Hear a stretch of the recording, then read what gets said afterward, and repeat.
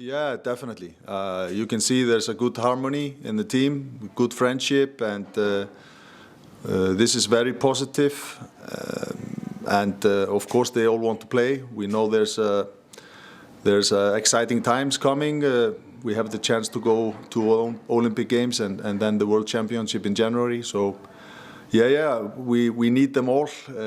This is going to be a long way. So, I hope they will be all ready if they play 5 minutes or if they play all 180 minutes.